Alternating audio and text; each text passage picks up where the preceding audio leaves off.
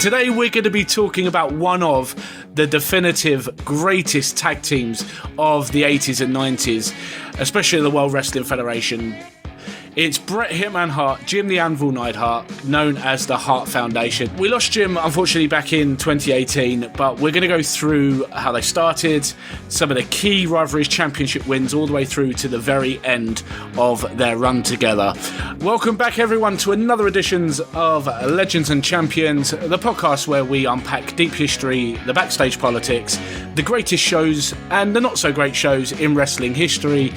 I am your host, once again, Stefan Bennett, joined once again by El Capitano of Celebrate Wrestling. It's Mr. Mike McGuire. Welcome, Mike. El Capitano, what did I do to deserve such an honor? Andy and I coined the phrase of El Grande Canadiano. Or yeah, I didn't like that one. Yeah, I think he was just trying to bring in that relevancy there. To truly understand why the Hart Foundation worked, you've got to look at who these men were outside the ring. Bret was from wrestling royalty, born in Calgary, trained in the brutal legendary dungeon, as we know, by his father Stu Hart, and Bret was an accomplished amateur wrestler in college. Jim, on the other hand, was just a pure powerhouse of an athlete from California. He was a track and field star who played in the NFL, spent time with the Oakland Raiders and Dallas Cowboys during the preseason, and when football ended, he headed up to Calgary to train with Stu at the dungeon. And apparently, from my understanding, he earned that famous nickname, the Anvil, after winning a high-profile Anvil tossing contest at the famous Calgary Stampede. But the real glue was personal. Jim married Ellie Hart, Stu's daughter, Bret's sister, which made Jim and Bret actual brother-in-laws, where they transitioned to the WWF in the 1985. Management originally tried to saddle Bret with a generic cowboy gimmick. Bret flatly refused. I don't blame him on that one, and knowing it would tank his career. Wonder what happened to Bret Hart by making that refusal. I think we all know the answer to that. Yeah. But instead, he pitched to Vince McMahon that he wanted to form a heel tag team with his brother-in-law, Jim. Vince agreed to this and paired them with one of the greatest managers in wrestling history, the mouth of the South, Jimmy Hart, and the alchemy was instant. In the early 1985 to 1986 feuds against the Killer Bees, it allowed them to invent the Heart Attack finisher, a perfect synthesis of Jim's raw strength and Bret's precision timing. This all culminated in their first massive mainstream breakout at WrestleMania 2 in the World Wrestling Federation versus NFL Battle Royal. They stood toe-to-toe with football legends before being the last ones eliminated by the late, great Andre the Giant. Now, Mike, I just want to discuss a little bit about the real-life family dynamic of travelling together on the road as brother-in-laws. And in a way, that travelling on the road kind of protected them a little bit from the typical backstage egos that usually destroyed a lot of tag teams in the 80s. Well, we've heard it numerous times. I mean, Shawn Michaels told the story repeatedly, as did Marty Jannetty when they were the Rockers, how, you know, when they first came into the territory, into the WWE, they, didn't impress anybody. And the funny thing is, like, management liked them, but the boys didn't. And that was enough to get them booted the first time they came through. So, yeah, I think it was also just a different situation. You know, Jim and Bret came in basically due to the involvement of Stampede being purchased to a degree, the territory being purchased anyways. And knowing what I know of Bret, especially, you know, not afraid to be a guy that keeps his head down and picks his spots. You know what I mean? And coming in knew he didn't want to ruffle feathers, but at the same time, he kind of knew what he wanted to be. And the one thing we all knew he didn't want to be, as we've probably read or heard about throughout the decades, is Cowboy Bret Hart.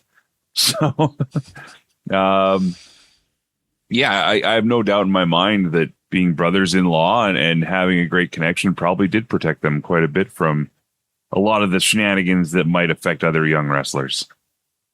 Yeah, and by 1987, the Hart Foundation was probably the premier of heels in the tag team division in the company, which set up legendary collision course with their definitive rivals at the time, the British Bulldogs, David Boy Smith, who we've talked about extensively previously, and Dynamite Kid. The rivalry was deeply personal, and the Bulldogs were also tied to the Hart family by marriage and trained in the same Calgary system. And in January of 1987 in Tampa, Florida, the Harts captured the very first ever WWF Tag Team Championships. Behind the scenes, the match was incredibly stressful. Dynamite Kid had apparently suffered a catastrophic near-career-ending back injury and could barely walk to the ring. And because of this, the Harts had to carry the entire physical load of the match with Davey Boy.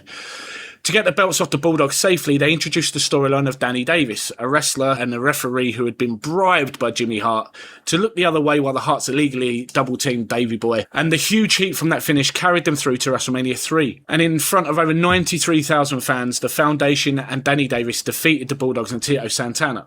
Now, while they were a heel unit on television, backstage, they were respected as the hardest working corporate assets on the roster, travelling constantly and defending the titles against everyone from the Killer Bees to Strike Force.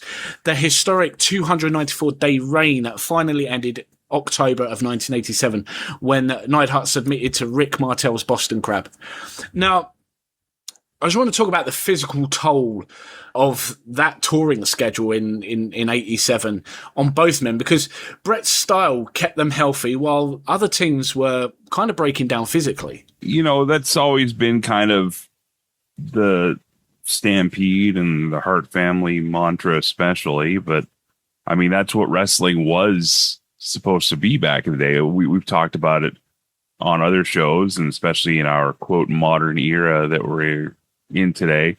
We talk about wrestlers working for longevity, not for injury recovery, if that makes any sense. You know, it's a different time, different demands. Like you said, the show schedules were a lot more intense. Having Bret be the speed guy, Jim be the power guy, it gave them opportunities, I think anyways, to create different dynamics in their matches and protect themselves and their opponents to a degree as well. Because, you know, when you're in there with Bret, you were doing that faster style.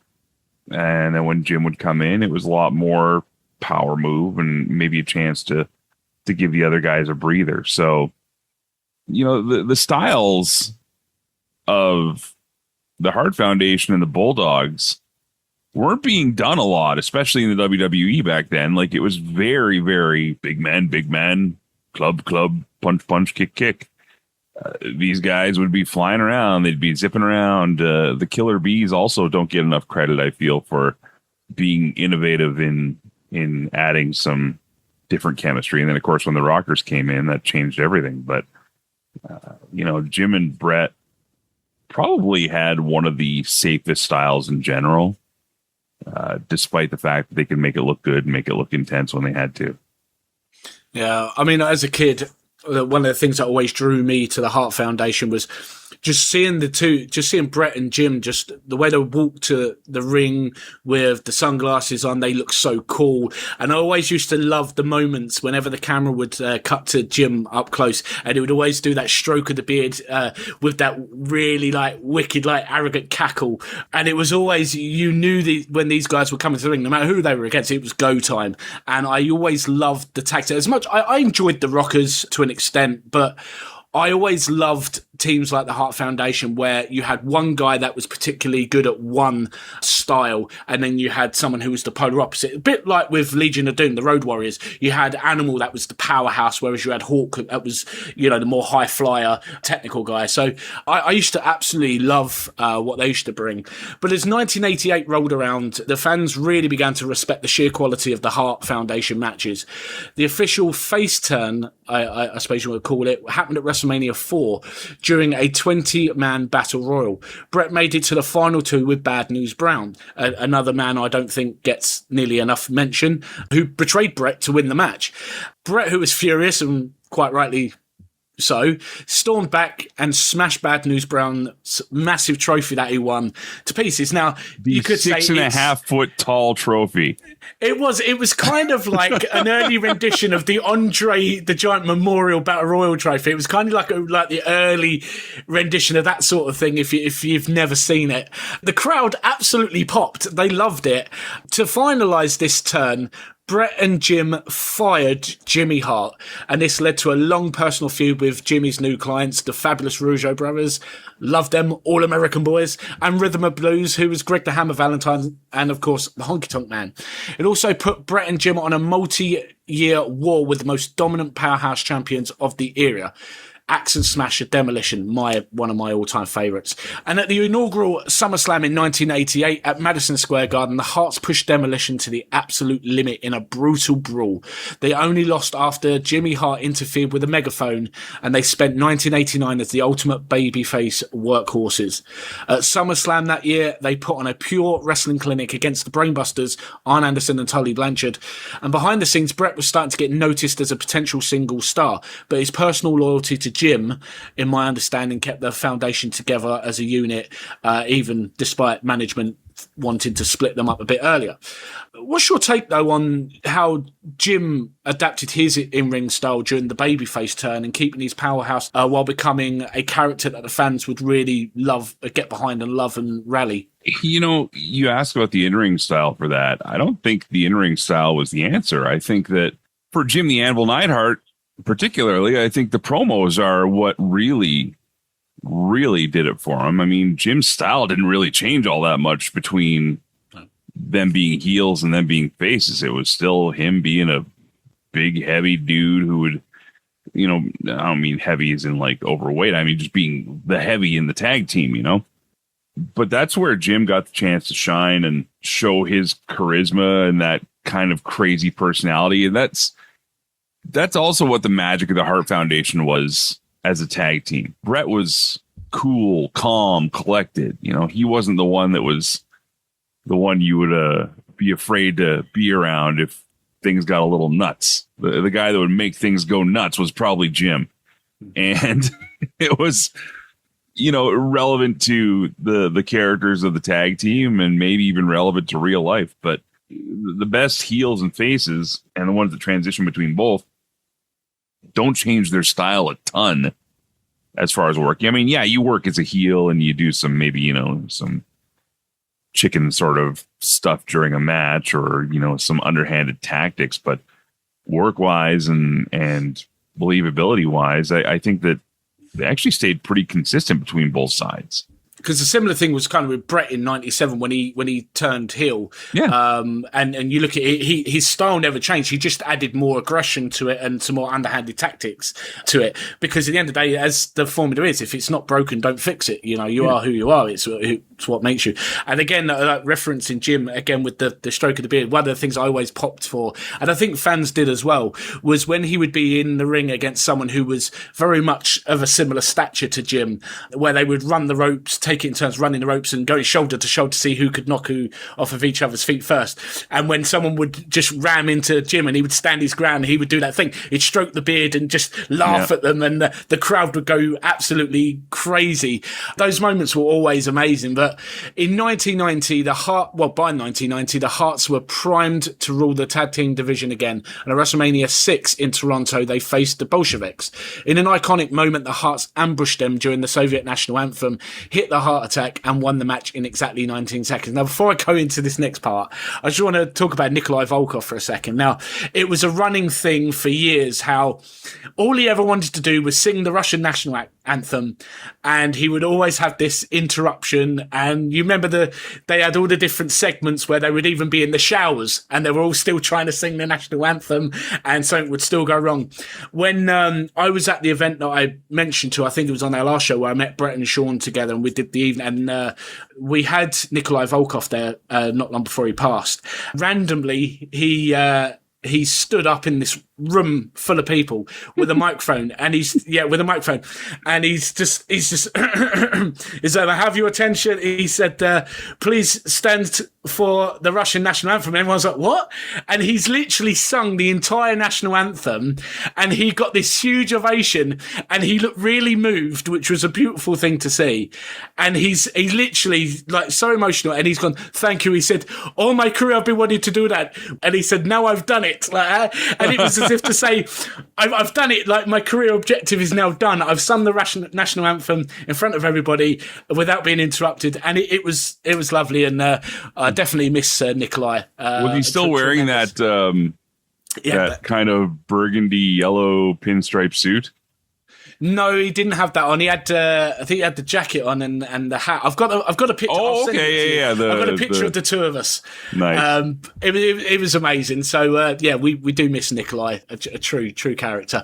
Going back to the Hart Foundation, you keep mentioning the Jim stroking the beard thing. It was another big part of just them doing something different and something that showed the personality and the charisma of both of them. And it's funny because Bret had said himself, his charisma kind of came in later on as he went.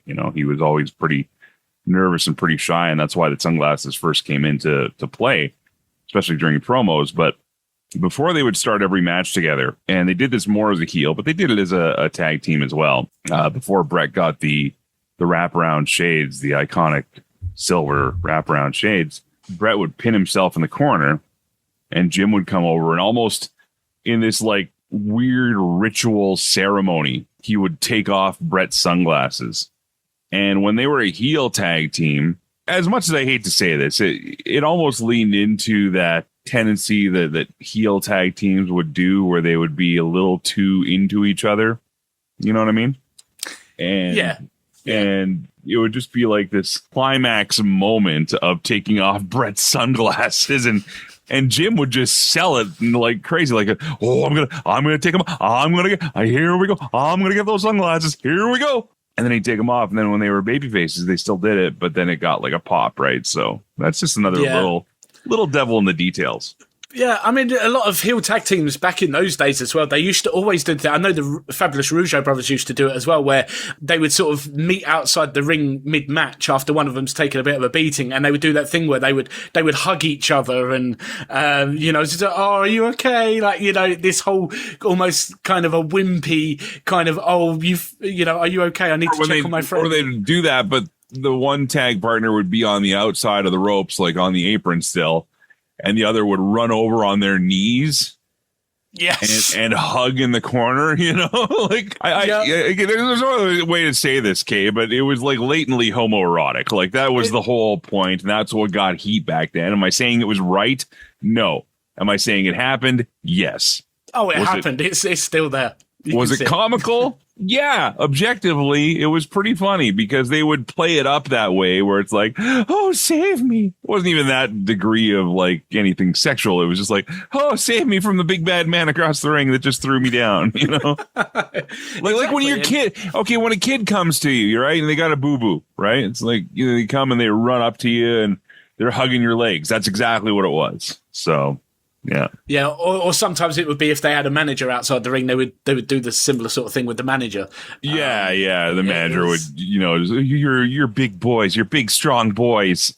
Go in there and be big strong boys. I really miss the management era of the 80s and that, they had some great ones. Yeah, you see it come back every once in a while. I think a guy who was really good at it for a while there was Stokely Hathaway. Yes. In AEW. And I think he's kind of been toned down a bit. I mean, FTR are taking some time off, but it was one of those things where he was one of those guys, right? And the Guns to a degree as well. Without Billy, they were kind of being that kind of a-hole sort of. Yeah. So, I mean, it still exists to a degree, but having the manager be an outside force is something that still, I think, gets over today. It's just not done that often. So no. But back to SummerSlam 1990 in Philadelphia, they defeated Demolition in a grueling best 2 out of 3 falls match to become 2-time World Wrestling Federation Tag Team Champions, and with a little help from the Legion of Doom. But then came October of 1990 and the infamous Phantom title change in Fort Wayne, Indiana. The Harts defended the tag belts against the Rockers, Shawn Michaels and Marty Jannetty. During the match, a ring rope completely snapped from the turnbuckle, and the two teams had to dangerously improvise, and the Rockers actually won the match and the titles. However, backstage, things turned a little bit chaotic. Jim was originally planning to leave the company to pursue other interests, which is why the title change was already booked. However, Jim had re-signed with the company right after that match. And now you combine that with the fact that the match looked terrible on tape due to the broken rope. Vince McMahon ordered the match be completely buried. The title change legitimately apparently never happened, and it never aired. The World Wrestling Federation rewrote history because of that moment, and the belts were quietly handed back to Bret and Jim. I can't remember who was on Sean's DVD or Bret's DVD, but have you ever watched that match? Yes. Yeah. The footage is out there, yeah. Yeah, no, it's on one of the DVDs for sure, and I've watched it a few times, and the great thing about it, too, is that when they release it, there's no commentary, so you're seeing it all happen in real time, and you're seeing, the ref try and figure out what to do, and they're all trying to figure out what to do, and yeah, it's all of a sudden, Bret can't do a running clothesline the way he wants to because he's got to hit it off the middle rope. Like, it's different if you're Rey Mysterio, but if you're Bret Hart, trying to get that spring off the middle rope just looks silly. It was a good improvisation, but it was not great. I don't know why they never went with the title flip. No. And I'm sure it's been written about. I'm sure it's been talked about, but I don't know why they then decided to just not redo the finish. But yeah, the Rockers never officially became tag team champions. So yeah, because it's a different time. Because now it's known that on episodes of Raw and SmackDown they've refilmed. They've redone finishes to matches, and then they've only aired unless it's been live and. But on taped shows and things, I know they've redone moments and stuff. But he's doing wonderfully now. But Mystico, when he was Sin Cara, the first Sin Cara, I was at that taping of SmackDown where him and Heath Slater had to redo the finish 3 times. And so they literally, between matches and segments, had them run out and redo the finish. And I can't remember if it was the second or third time it happened. I'm like, we've seen this. We're good. Because I was right at ringside. And I swear to God, and maybe he did, maybe he didn't, maybe I'm just imagining it differently, but I swear to God, he said, I know, it's not me, it's him. So it was, it was a different time, man, where you could, if it didn't air, it didn't happen, whereas now the internet tells all, no matter what happens, whether we're supposed to see it or not, we find out about it. So. Yeah, I mean, going back to the anxiety, backstage, both from Jim faced during the contract negotiation period, and that how much you think? I mean, it almost altered the timeline of 90s wrestling, like in that whole scenario. I mean, if Jim was allegedly leaving, he had planned to leave to pursue his other interests, but then he re-signs. Does that not just throw everything up in the air? And it's kind of, in a way, because does Bret get his push as a singles earlier than when he actually did? Because if that had actually had stayed as it was meant to? You'd assume so. At the same time, I wonder if that helped them have faith in Bret, where Jim said, look, I'll stay. I don't know the circumstances. And this would be a better thing to ask Bret about, but I mean, that was a time where loyalty mattered, especially. And I think that they saw a star in Bret. I think that anytime somebody says they're leaving wrestling for other interests, the other interest is money elsewhere.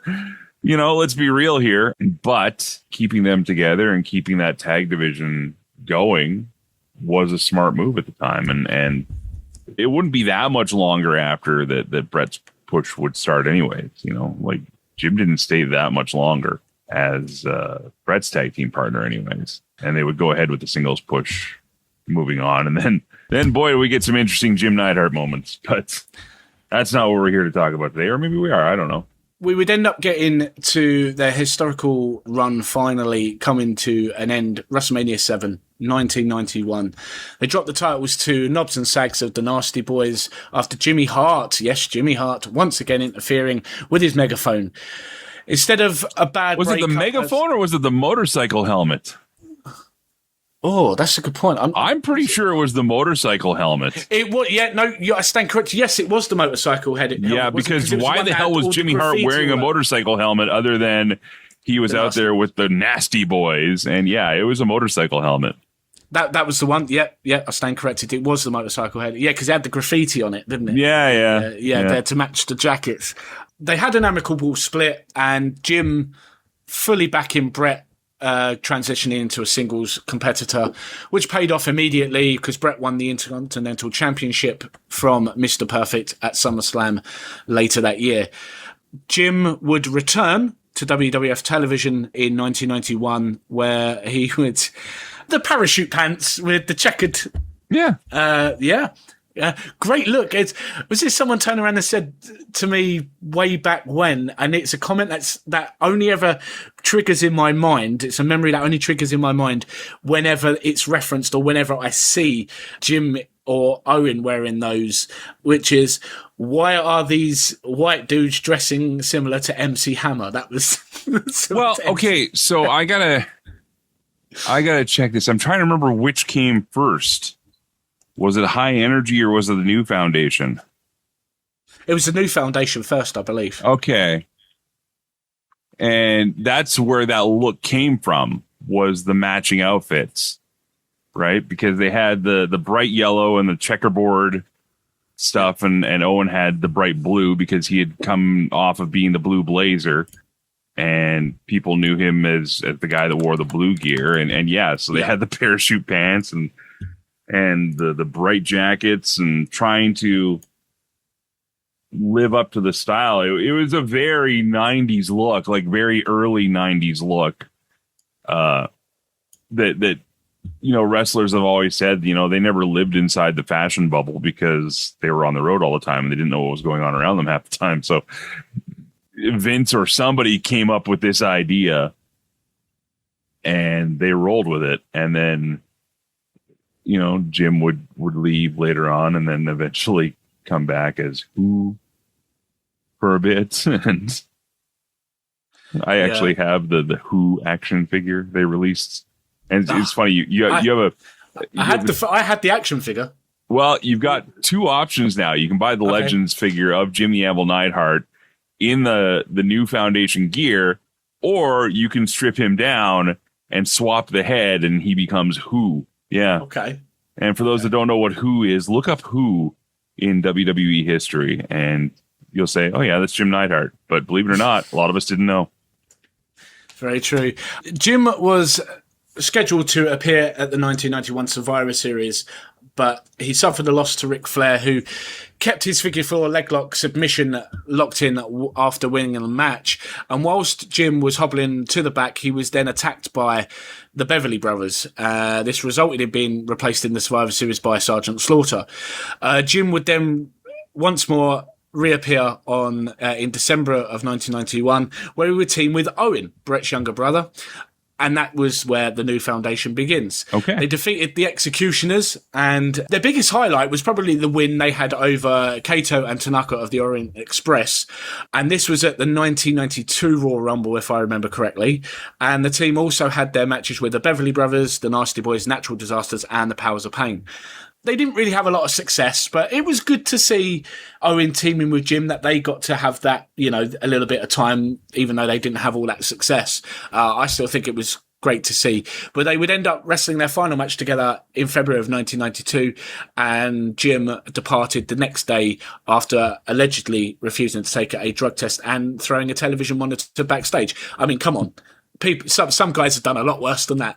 Yeah, I think Bret, we all know what would go on to happen, but with Jim, he left in February 1992 and he wrestled a handful of matches on the independent circuits. He would wrestle a couple of matches for Eastern Championship Wrestling and do a few tours in New Japan, the G1 Climax in August and the Supergrade Tag League 2 in October, teaming with Tom Zenk. Z-Man! Good old Z-Man from WCW, Tom Zenk. I still remember his little feud with Lex Luger, where Lex down broke my neck. Well, that makes one of us. Oh, yeah, I remember, Tom Zenk with his neon trunks that he would wear. Z-Man across the back, Z-Man. Oh, Z-Man Tom Zenk. I remember that. See, which didn't at all sound like a bodily fluid at all. No. Z-Man. Z-Man. Yeah, Tom Zenk. What a choice! As a little kid, I was like, okay, like he's wearing neon. He looks kind of cool, I suppose. But I was kind of like, but Lex Luger's like at the time, like top guy at that moment. Can you imagine again the world the way it was back then? I know. You know, maybe you're showing off to an uncle or somebody that doesn't understand wrestling. Yeah. And you're walking up to your uncle and your little kid. I mean, I love Z-Man. I want Z-Man all the time.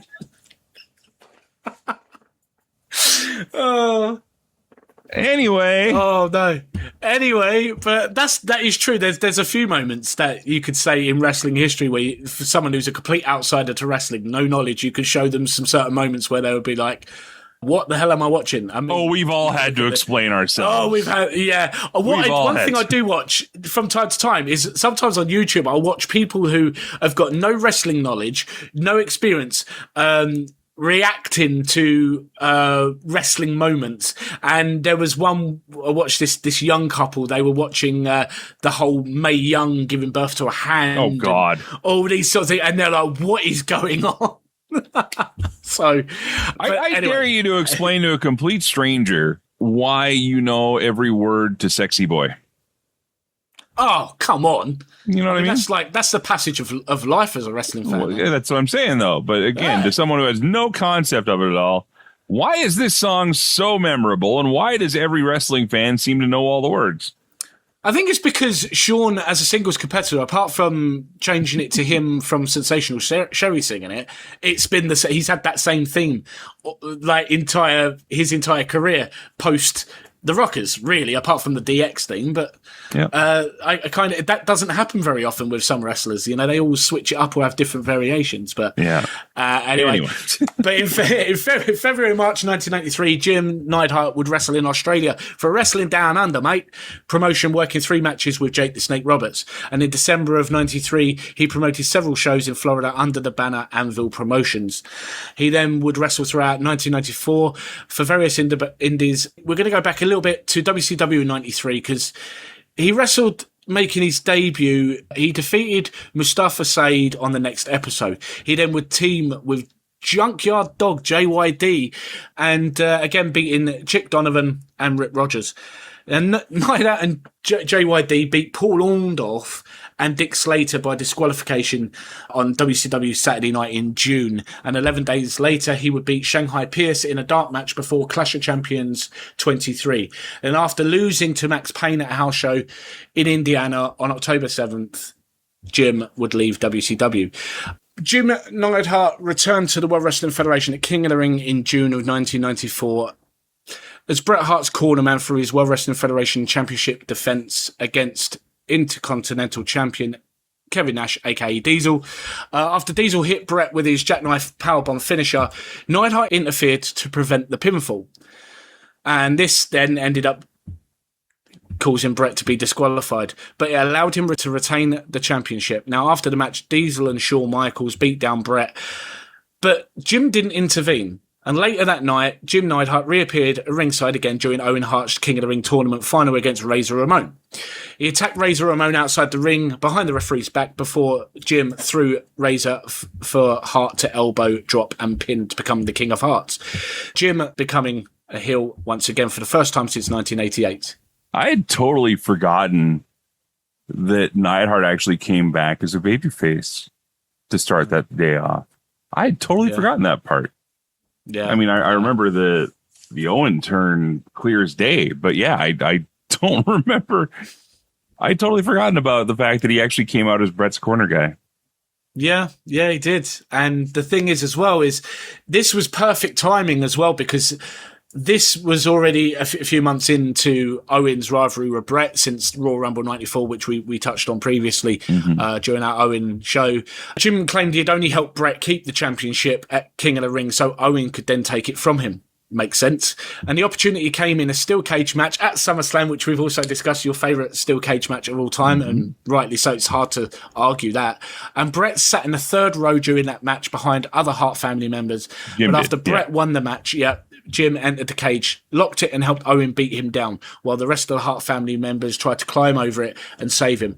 And following SummerSlam, Jim teamed with Owen to face Bret and Randy Savage, and the British Bulldog in a series of tag team bouts. Jim joined Owen on Shawn Michaels' team, the Teamsters, to face Razor Ramon and the Bad Guys in an elimination match at Survivor Series in 1994.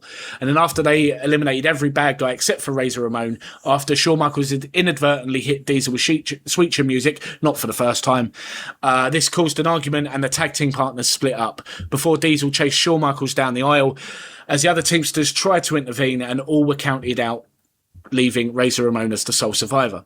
And because Diesel and Shawn Michaels were the tag team champions at the time, when they split, the title was then vacated and a tournament was held.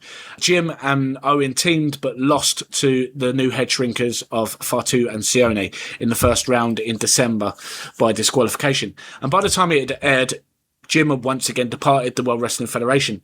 And Bret had written in his autobiography that the original plan was for Owen and Jim to win the tag title tournament, but Jim was officially fired due to a no-showing events. And as we know, Owen would then go on to win the Tag Team Championships at WrestleMania 11 with Yokozuna. Mm-hmm. Now, after leaving World Wrestling Federation again, Jim would then return to the ring in February of 1995 for Mid-Eastern Wrestling Federation. And over the following months, he wrestled various indie promotions, and in April returned to ECW, losing to Marty Jannetty and Ron Simmons on consecutive nights. After several more matches on the independent circuit, in July 1995, Jimmy Anvil Neidhart made a one-night appearance with the Catch Wrestling Association in Graz, Austria, competing in the Euro Catch Festival. And later that month, Neidhart appeared once again with ECW, wrestling Marty Jannetty again to a double disqualification. In 1996, Jim would return as the Masked Who heel character, as Mike mentioned. Kind of a gimmick designed for the commentators, for like Jerry the King Lawler, Vince McMahon, etc., to make a who's on first style joke during all of his matches, all of which he lost. And he last appeared on TV in the Bikini Blast-Off party on the SummerSlam 96 pre-show. His last match was a win over Alex Portier in Miami on September 12th. Mike. Which even in the 90s showed where sometimes the sensibility of pro wrestling was. Hey, let's do an Abbott and Costello bit. That'll get over. Like, that bit would have already been, what, 40, 50 years old? Yeah, this is what I call the dark World Wrestling Federation times, where they're kind of stuck in a limbo, don't quite know where to go from now, which would see the rise of WCW. But in 1997, he returned once again, attacking Stone Cold Steve Austin and reuniting with Bret and Owen as part of the expanded Hart Foundation stable, alongside British Bulldog David Boy Smith and Brian Pillman. And on July 6th at In Your House Canadian Stampede, in Calgary, the Hart Foundation defeated the American team of Stone Cold Steve Austin, Ken Shamrock, Goldust, and the Legion of Doom. Jim was part of Team Canada at Survivor Series in Montreal, teaming with the British Bulldog, Duff Furness, and Philip Lafon, defeating Team USA, made of Vader, Goldust, Marvelous Mark Mero, and the debut of the Lethal Weapon, Steve Blackman, which Davey Boy would go on to be the sole survivor, and Jim would be eliminated, being pinned by Vader. And after Bret and Davey Boy both left the World Wrestling Federation following Survivor Series 1997 in Montreal, Shawn Michaels offered Jim a spot in the group D-Generation X, which he accepted, only for it to be a complete setup, and they assaulted Jim to end the show. And the following week, DX member Triple H defeated Jim the Anvil Neidhart, and after the match, DX attacked him once more and spray-painted WCW on his back, and signifying him to follow Bret to World Championship Wrestling. Sergeant Slaughter and Ken Shamrock saved him before Slaughter and Shamrock attacked DX at the end of the show. His last match in the World Wrestling Federation was when he defeated the Sultan, aka Rikishi, aka Fatu, you get the gist, at a house show in December of that year. And the World Wrestling Federation announced that Neidhart was released from his contract on December 2nd, 1997. He would go back to WCW briefly in 1998. He would wrestle his final televised match in September of 1998 on WCW Saturday Night, where he and British Bulldog lost to Stevie Ray and Vincent. Imagine losing to Vincent. But again, yeah. we talked about, though, how, you know, when Jim and Davey ended up in WCW, how they were just thrown away, basically. And that, you know, so when you say imagine losing, you know, first of all, nothing against poor Virgil, but I mean, what did you expect, right? Like, it was just par for the course at that point. Bret was the guy they wanted, and they didn't see any value in the other guys at all, unfortunately. It's unfortunate. But he would leave in October 1998, and then he would largely retire from the ring. But he did make sporadic appearances in independent shows, notably booked as Jake the Snake Roberts, single opponent in that ill-fated Heroes of Wrestling event, which Andy and I previously covered. Go check that one out, because I still think that's one of my favourite shows we've ever done. Oh, what a train wreck. But you know, it's funny you mentioned those indie dates. That was one of my first indie shows working ever, and also attending at the same time. We had Jim on the card, and it was for Can-Am Wrestling, which still runs shows. They're out of Calgary, and they came to Red Deer, and the legend goes, and I can't confirm this, but the legend goes that Jim ran up quite a tab at the show, the then Catwalk nightclub, and simply said, "Promoters got it," and walked out of the building. Ouch. And when I say quite the tab, I mean, it's wrestling, so the numbers have inflated, right? But the rumor was it was well over $500.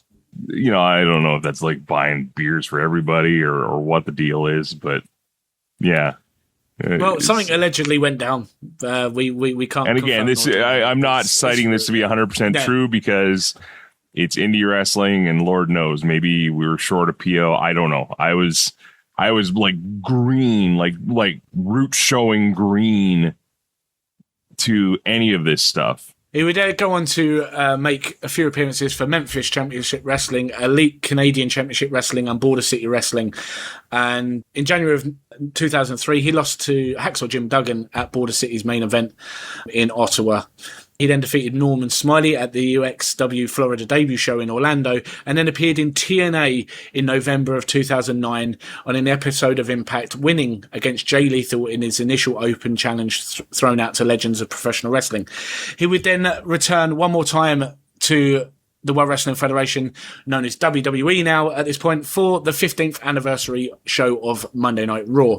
He returned for the first time since 97 and participated in the Battle Royal, eventually making it to the final 5 before being eliminated by Skinner. His last known match was on March 5th, 2016, where he teamed with Coco Beware and Frankie the Pizza Guy as they defeated Nikolai Volkov, Clay Dasher, and Shawn Andrews at a BCW event in Pennsylvania. We would then go to have what I would call, I know the show wasn't for everybody, and yeah, for the large part it was quite well scripted, but what I loved was the amount of camera time that Jim would get in Total Divas. His daughter Natalia, Natty, was she was one of the main focus points of the show, and what I loved was it showed you a lot about her relationship with her parents, with Jim and her mother, and you got to see that soft, daddy, cuddly side of Jim, which I thought was a really beautiful insight in seeing that relationship that Natty had with him before his passing. What are your memories from seeing that? I mean, if you're assuming you did watch it, it was a guilty pleasure just because it was wrestling based. I watched it. I thought, what the hell? I gotta be honest, I didn't watch a ton of Total Divas ever, or Total Bellas, or Total Anythings. You know, I choked through Legends House when that happened. I don't know, that type of show just wasn't for me, you know. But the one thing that's evident to this day is the connection that Natty and Jim had through the decades. I mean, through his entire life, obviously, and hers as well. You know, she still shares fond memories of him. So, you know, I don't know. I don't want to speak for the family dynamics because just don't know. I'm not there, and I wasn't there, and I'm not going to claim to have more insight than I do. But everything that's projected, everything that's told, everything that Natty talks about, from everything from interviews to her life to her book, you know, she's always said the same thing, and that is that, you know, her dad was her hero. And, you know, they kind of played Jim off as kind of dopey and kind of silly, and at the same time, the conversations I've had with Bret about Jim, you know, Jim was his favorite person to travel with. Jim was his favorite person to be around, because he said flat out, Jim could be cantankerous, and Jim could be a little crazy and everything else, but he said there's nobody he loved traveling with more than Jim Neidhart, and the history that he had. And I remember talking to Bret when Jim passed, and he was a mess, So I think that Jim is a perfect example of people that we know that, maybe a little eccentric, maybe have their foibles, but you still love them for who they are and what they've brought to your life, right? And I think that's probably what I'm assuming that's what showed through on the show, the Total Divas show, and I'm assuming that's, unlike a lot of things we see on reality TV, that probably wasn't that big of a stretch. So yeah, it definitely showed that side from someone who never met Jim. Unfortunately, for the side they showed was obviously it showed the love that Natty has for Jim, 100%. But you got to see that slightly eccentric, but very warm, cuddly, at times very childlike. At times he had this young personality that he would show sometimes, almost borderline playful, which was lovely to see. It was so warming, and I think they really showed that side of him wonderfully on that show. And those are the things I took away from that show. Wasn't the focus so much on the divas, it was more of what was going on around them, and getting to see someone like Jim on my TV screen again. But while Bret would go on for superstardom in the company, Jim, he would then have his health issues, but he got to sit and watch his daughter Natalya enter the business, train in the Hart family tradition, and become a multi-time women's champion in the WWE. Jim frequently appeared alongside her in Total Divas, and showing a softer, loving, fatherly side, as I just mentioned, which fans like myself did grow to adore. And tragically, in August of 2018, the world sadly lost Jim as he passed away at the age of 63 after suffering a fall at his home due to complications from Alzheimer's disease. The wrestling world was devastated, and just a year later, in the 2019 WWE Hall of Fame, the Hart Foundation was inducted. An emotional Bret Hart stood on stage alongside Natalya, accepting honour and dedicating the night to his brother, his powerhouse, and his family member. Would you just give me one, as the wrestler that you knew, just a final little your own thoughts on Jim, what you felt he brought to the business, and where on the Mount, I know you don't like rankings and Mount Rushmores, but would you be in agreement with me that if you ever do a Mount Rushmore of tag teams, the Hart Foundation go on that? Well, we did talk about this when we talked about the Bulldogs, so I can say easily that, the Hart Foundation for me, just because of my fandom, are definitely one of my favorite tag teams ever, period.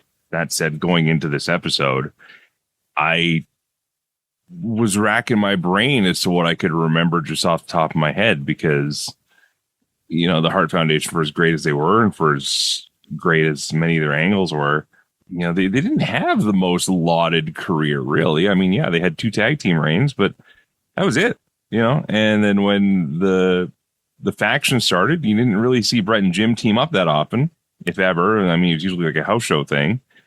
And it was just a different thing. But I think if you go back and watch any of those Hart Foundation, especially the early babyface matches where Bret could really fly and Jim was Jim, there's a match in the Boston Garden, and I was watching it, and I'm trying to remember who. It might have been Demolition. I don't remember who they were against, but I remember watching it, and I texted Bret about it because I told him, I said, "You look like this is like selling 101," because he looks absolutely destroyed in the match because he had taken a brunt of the heat and everything, and he told me afterwards that it was the middle of summer and the AC wasn't working in this building, and he legitimately thought he was going to die right in the middle of the ring because it was so hot.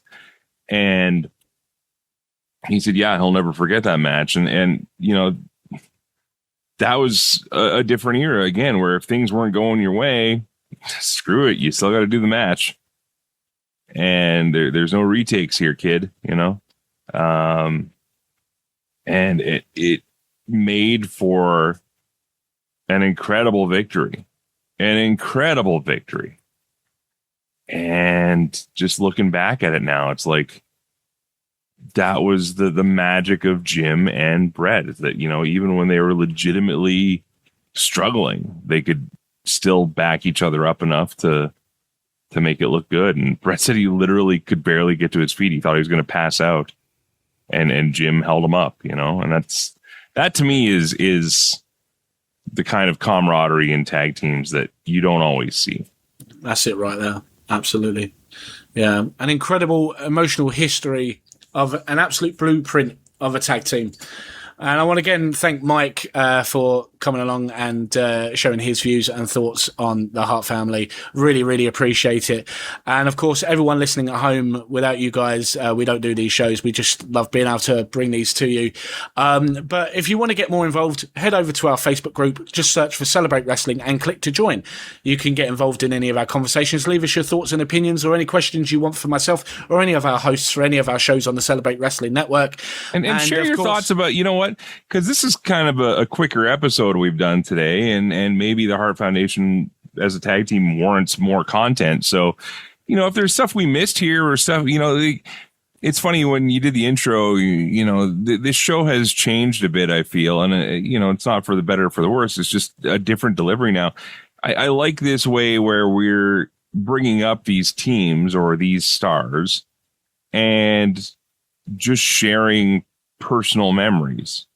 So if you have a Jim the Anvil Neidhart story, if you have a Bret Hart Hart Foundation story, share them in the comments, share them on the post, because that's what this is about, and then we can even in the future, maybe we can sit down and just go through some of the best of the feedback, but that's exactly, absolutely. Yeah. If you want to leave your comments or share your favorite moments, not just on any of the shows that we've already talked about, any upcoming ones that we're going to do, we'll find a spot to read those out. And if you have suggestions too, because there's a bazillion wrestling podcasts out there. We know that, but if there's something that you'd love to hear Stefan's take on, send it our way. Absolutely, 100%. Thanks, Mike, for that. But if you need to, of course, I don't need to ask you. Of course, you need your Celebrate Wrestling fix every weekend, because Saturdays, Mitch and Dimitri will bring you the alternate commentary table, giving you the unfiltered and hilarious take on all things that are going on in the current world of professional wrestling. And then on Sunday, Mike will return with McGuire on wrestling, with the likes of Dave Meltzer and Joe Aguinaldo, breaking down all the latest and debates that are going on as well in various platforms in the wrestling industry. I want to thank you again, Mike, for joining us, and everyone, of course, for listening to us. And like Mike said, please, we want to hear from you guys. We want to be able to make you a part of our shows as much as we want to do them for you. So, frankly, we don't want to do as much work, so help us out. Yeah, can't be bothered. Of course. So I'm not going to tell you what our next show is. I'm going to discuss with Mike. We will be back next week, and we look forward to bringing that show to you. So until then, enjoy the rest of your week, and so long.